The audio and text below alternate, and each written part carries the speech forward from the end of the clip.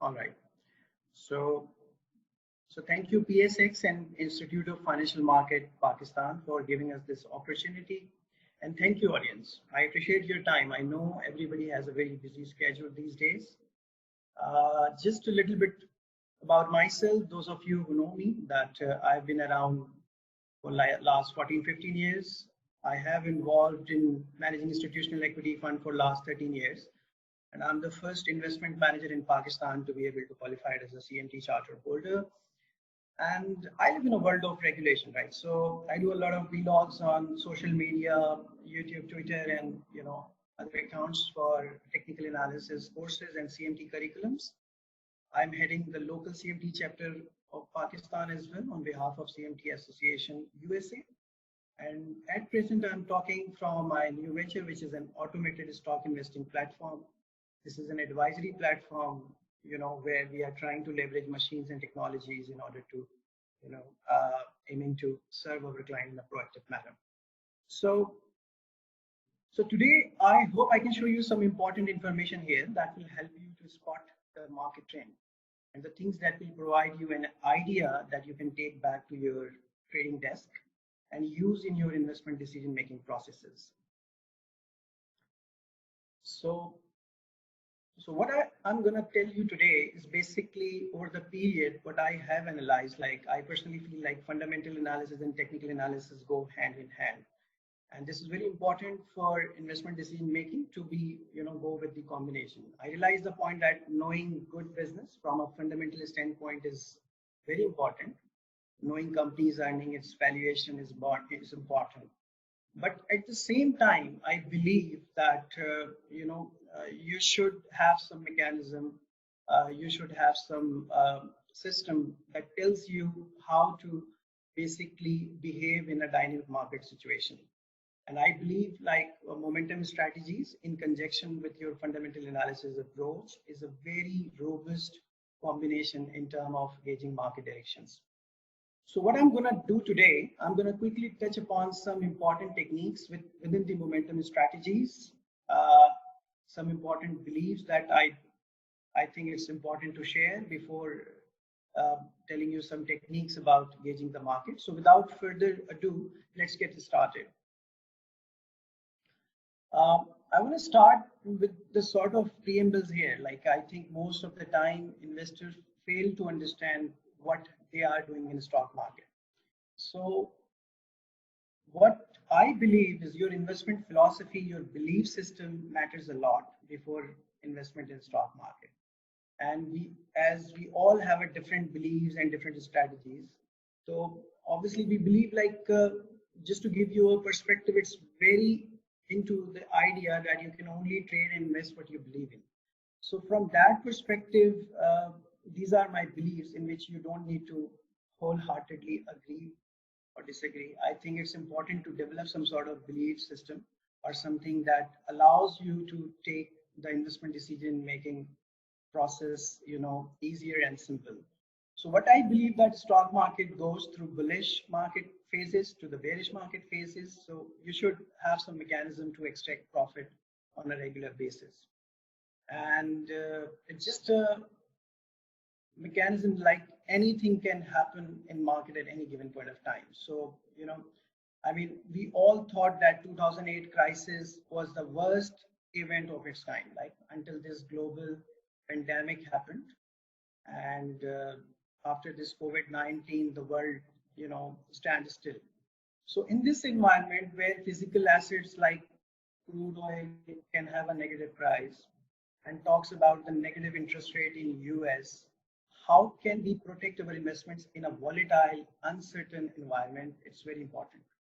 We have to have some mechanism and some indicators, some guidelines that will help us to understand what is the genuine trend is, where the market is going, and what are the growth factors. So I believe like, small losses are much better than the big losses. So we need to also realize the point that there has to be a system where we understand that we are wrong in the market. We are into the investment business, so it's completely okay. It's completely okay to be wrong. Like so knowing when we are wrong and when we are right is very important. So what I believe, like we should have a system, and we should have some parameters that tells us to understand that our investment decision is not in line with the market direction. And I also believe that holding a falling asset in a declining market is just like a self slaughter. And this is the point which Raza was also trying to make it, like it's liquidity that drives the market in the shorter run, and it's a fundamental that prevails on a longer run. Why I'm telling you this, I'll just show you in the next couple of slides. But before that, I would like to shed some light here that I think the perception you might have right now about technical analysis is green is something like that, right? But usually it's not correct. In fact, charts are neat picture that graph the price movement. It is the picture which helps you to identify the actual market directions in a pictorial format. So just like this, I'm going to show you in the next slide. This is the neat picture. Here we can easily analyze what happened in stock market. By the way, this is KC 100 index of a daily chart. And you can see, like in the first quarter of 2020, market declined, and then it started to move up again on the basis of different factors that we're going to discuss it. And it went up in a higher high and higher lows pattern, which is technically a bullish sign. So interestingly, the news flow during this time period was entirely opposite, right? So we also need to understand like what was the news flow during this time around when the market was making its lows. Market के जब low लग रहे थे, market अपने lows पे थी, news flow क्या था, and how market was behaving and what kind of sentiments we had at this point of time. So just for the learning purpose, understanding how news flow is basically impacting market, how psychology is basically impacting market, I'm going to show you, the famous newspaper magazine, The Economist, was saying during this time around, what they were saying. Just at the bottom, and this is, by the way, it's a good one. Just at the bottom, literally at the bottom, The Economist was like, they literally closed the world with the sign on it, right? As you can see here. So this was the sentiment you can gauge from here when the market was going down. And afterward, just recently, we got another one. It's a free money, right? So they talk about the change of sentiment and all, and it's a joke. Like market has inched up like 50% from the bottom, so no wonder. So we need to understand how price action works, how sentiment works, and how basically market starts to perform on the basis of different factors that we are going to discuss here today. So from the news flow point of view, if the news flow was so negative right at the bottom, what drive the market on the higher side? And the rally that we have witnessed, which broken all records.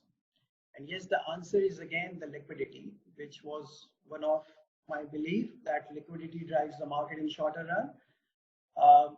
We witnessed that together government and SBP took timely monetary stimulus measures in order to support recovery, right?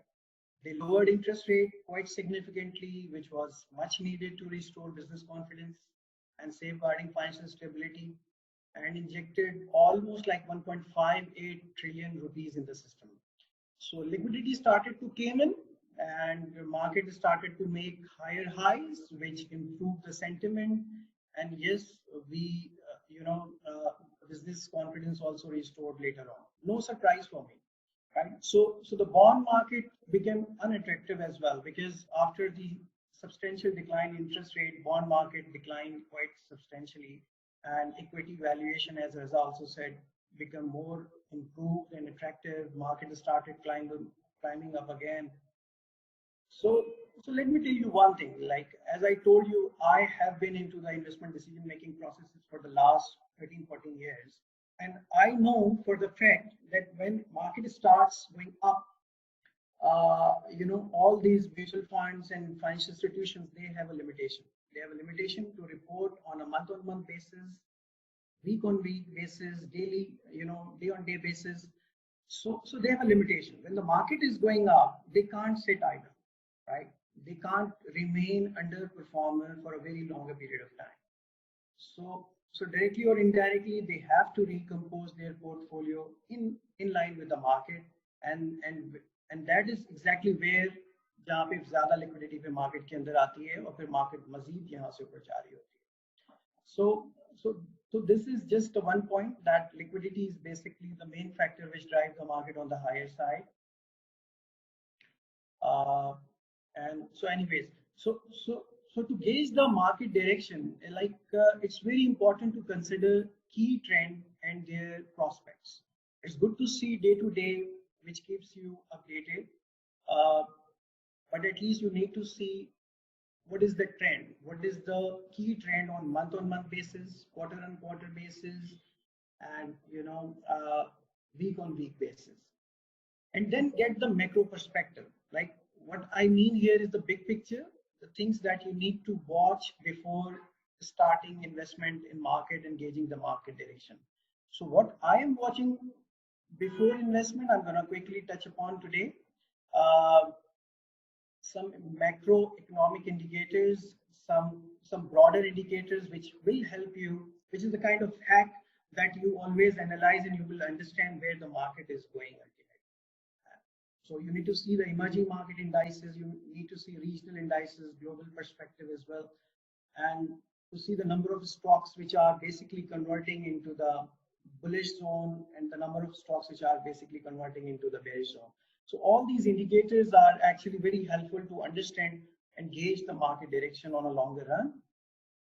And like for example, this is a long-term chart of USD PKR on a monthly basis from 1998 to 2020. And as you can see, like you need to see the local currency impact against the USD.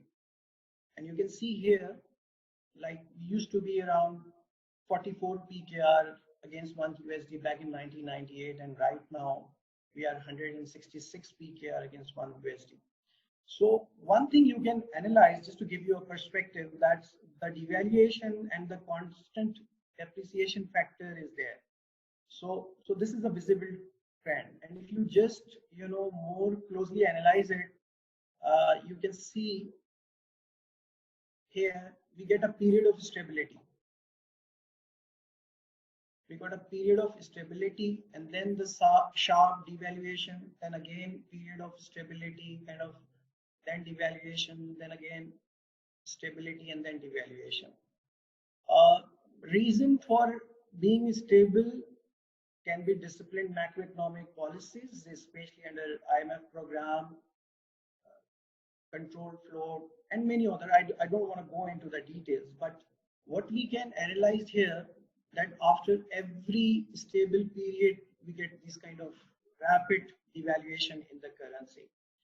And on an average, 7 to 8% devaluation is always there. Historically, we have witnessed, but the trend is very common. After this stability, we get devaluation, and then we get another period of stability, then again devaluation, and then we have recently witnessed a sharp devaluation in currency.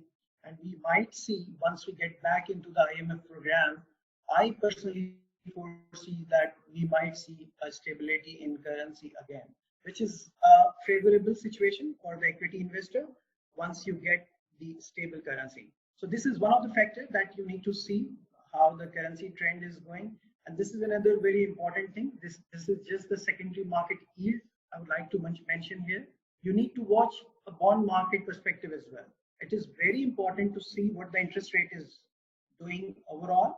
And this is basically the 10-year PIB yield and state bank discount rate spread. So on the top, you can see the 10-year PIB yield and state bank discount rate. And at the bottom, this is the spread. And this is very important to see when the secondary market yield started to come down, we get a case for the lower interest rate. And like for example, in 2008 as well, we witnessed the negative spread, and then we got a rapid deceleration in discount rate, and then again in 2020 we got the same negative spread, interest rate decline, and we are relatively in a comfortable situation. So as far as the currency is concerned, it's going to be stable for the next couple of years, at least what I believe. At the same time, interest rate is going to be stable for the next couple of quarters. What I personally believe, as far as the spread is concerned and as far as the technical analysis is concerned, it looks smoothly fine at these levels. So there is no problem at all. We have seen in 2008 as well, and again in 2020 the similar situation happened. Interest rate, declined, and we are in a softer zone once again. This is another very important, parameters that I would like to mention here, just to get a feel of what the global market is doing. And for me, S&P 500 is better representative in terms of what's going on in the global equity market. And certainly you can get the sentiment outlook as well. If the S&P is doing good, obviously you can get the feeler what the global market sentiment is going on. And until now, like, it touched the high of like 35.88 just in the beginning of this month, and right now it is under the correction. So you can get a sense at least to see what is happening in the global market. Again, this is a very important chart where I can, this is a KC 100 index and the blue line, and this is basically the percentage of stocks above 200-day moving average. So from the technical standpoint, you certainly need to take the note of that. Like in 2019, not a single stock was trading above 200-day moving average. Not a single stock was trading above 200-day moving average. And the same thing happened back in 2008 and 2009 as well. The stock was not trading above 200-day moving average. And right now we can see that this percentage is improving, which is showing the overall market depth is basically improving from a technical standpoint, and market is improving. Overall stocks as a percentage of index is above 200-day moving average. So it's a favorable situation for the equity investor in Pakistan. Again, this is always, it's always very important to see the KC 100 index trend in a dollar term, because mostly in Pakistan we see KC 100 index in PKR. So it's also very important to see the KC 100 index from the foreigner's perspective and to see where the supply zone and the demand zone comes. Because one of the advantage of technical analysis is basically you can easily identify where are the supply areas and where are the the demand areas. And if you just look at closely from the technical standpoint, you can see these were the supply areas where we got the supply, and then the market declined afterwards. Once this touched the demand area, it went up continuously till 2017, and then later on again it declined again. So the favorable situation is like the market in dollar term has again touched the bottom, which is again a demand area, and we might see some rapid acceleration again for the next couple of years as far as the dollar based KC 100 index is concerned.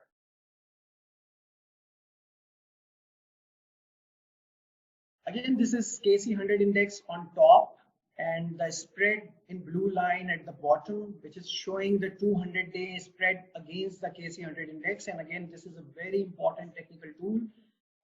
If you just analyze it closely, you might see like the 25% positive here, 23% negative here, and again around 22-23% negative and 21%.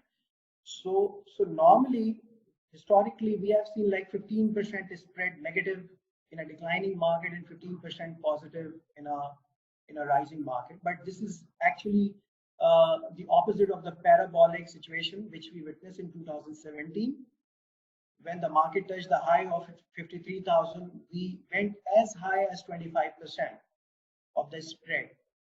And we kind of normalizes all those rallies that we witnessed in the last 10 years and bottomed it in a negative 23%. So from the technical standpoint, we have basically corrected well. The bear market was matured right here at 23%, and later on we saw this improvement in the spread as well.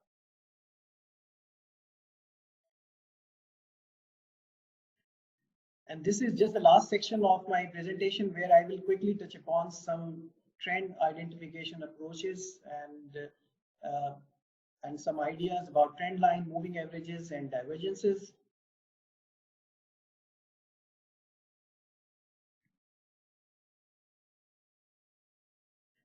So from understanding a trend line, I believe that identifying trend of stock market is technically very simple approach.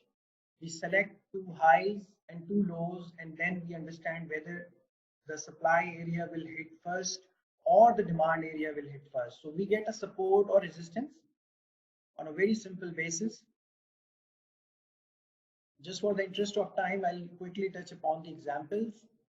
So here you can see, like, these are the 2 points, the point 1 and point 2, and we connected this 2 point, so we got a slope. This slope basically tells you whether if we are touching the peaks, so we will get the supply area, and if we will touch the bottoms, we will get the demand area. So this trend line basically tells you the demand area and the supply area. It's in a very simple term. And so just keeping this approach, we want to apply this in a Pakistani market, and let's see if this approach is applicable in Pakistani market or not. So here it's a long-term chart of KC100 index. As you can see, we have connected two peaks, one peak from the 1995 market and another one from 2004 market. So by connecting two peaks, we get the demand side, like the supply side. So we have an idea that this trend line can potentially be the resistance line for the market for the upcoming years. And let's see what happens if we just extend this trend line on the right side. We can see it touched the high of 2005 and again in 2007. So the supply area is appropriately mentioned with this trend line, and we got the exact idea whether this market will go up above this line or not. So in a very simple term, this trend line is basically the resistance line for KC100 index, and we have seen it impacting the market whenever the market try to touches this. Just a similar line, like the same line basically touched the 2017's high as well. We got this slope, we extended this slope on the right hand side, and we witnessed that the market exactly touched the high of 2017 from the same trend line. So this is another very important approach to understand the supply area and the demand area, and it might help you to understand the entry and exit point as well.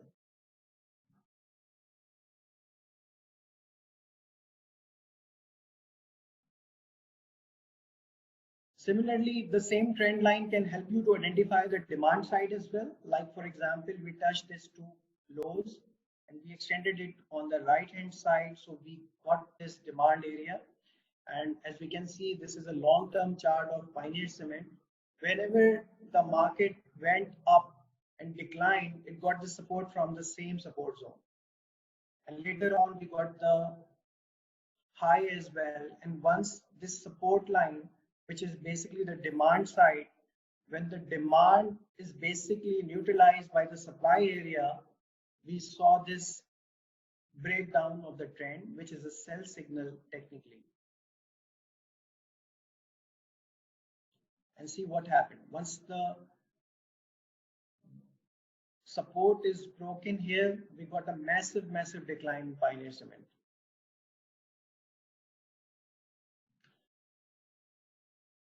Same with the maple leaf cement.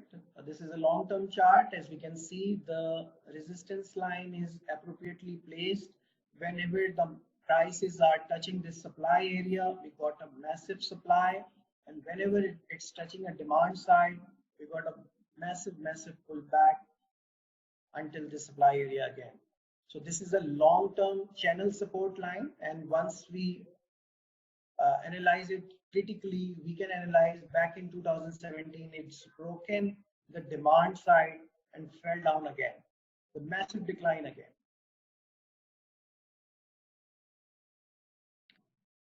So this is the last, basically very important approach of gauging that trend, which is a moving average.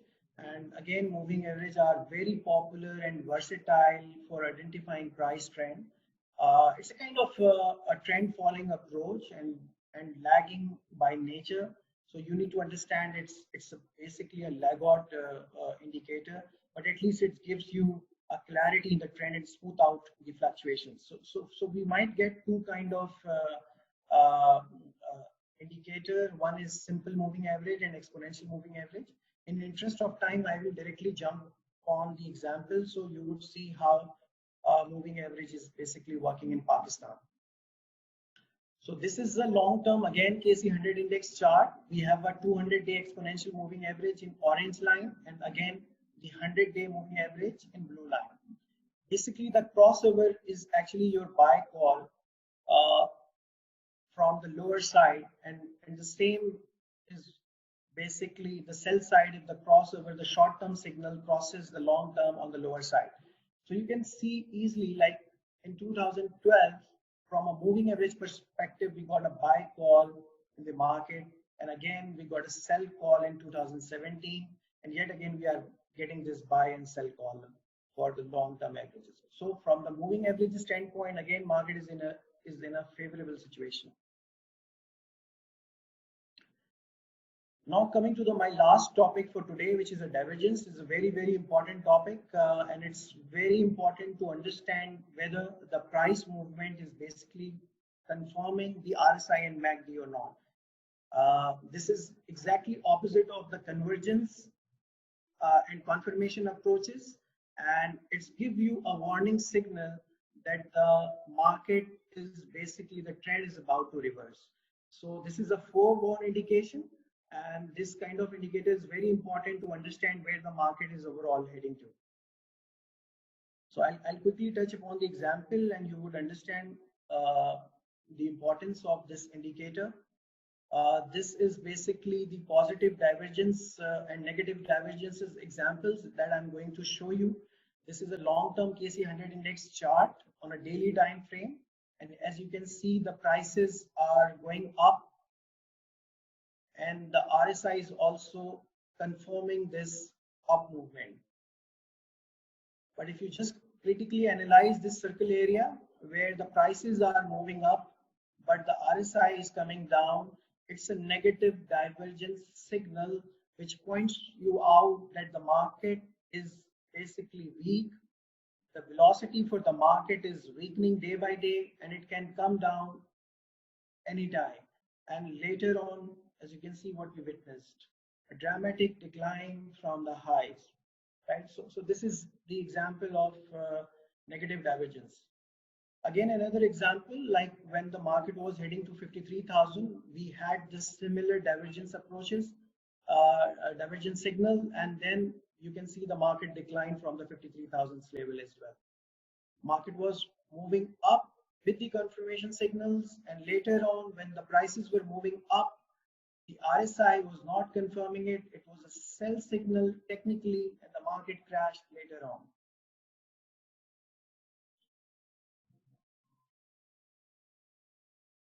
We got some positive divergences as well. Like for example, when the prices are going down, RSI is not going down. It's a signal to buy, and then we witnessed that the market went up again.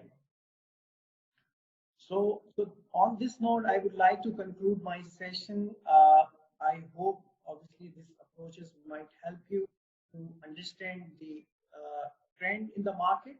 I just want to quickly, conclude my points. You need to understand the higher high, lower low approaches, the trend line, moving averages approaches. You need to understand what the global market is doing. You need to understand the ratios that I've just discussed, and you need to see this divergences approach as well. I hope this presentation has helped you a lot. And on this note, I just want to conclude my session. Thank you and keep in touch.